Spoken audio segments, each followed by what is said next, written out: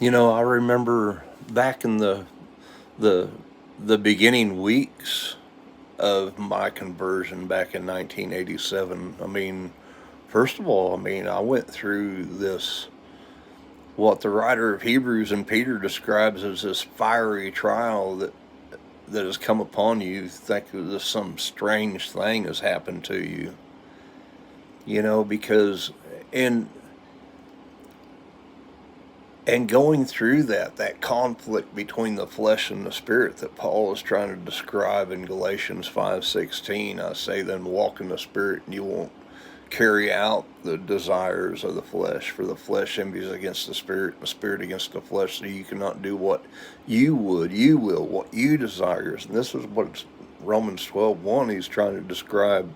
By the mercies of God that we find in Jesus Christ, His Son, offering our body, the will and desire of our flesh, as our spiritual worship to God, as a living sacrifice.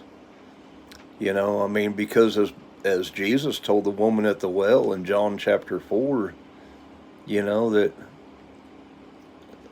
He says, the hour comes, and now is, when they that worship God will neither in this mountain nor in Jerusalem worship God, for God is spirit. And they that worship God must worship Him in spirit and truth. For this is what God seeks. This is what God desires. So we must be born again of water and the Spirit. It's an impossibility for us to please God in the flesh. You know,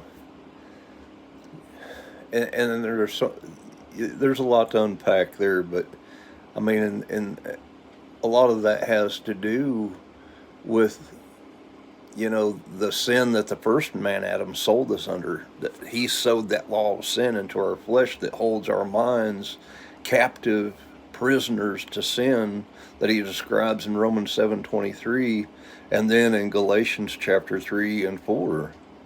It's the law of life in the Spirit of Jesus Christ, because of the blood that He shed on that tree when He took the handwriting of ordinances that were contrary to us, hostile against us, as the Greek literally says, and took them out of the way. He nailed them to the tree with His flesh.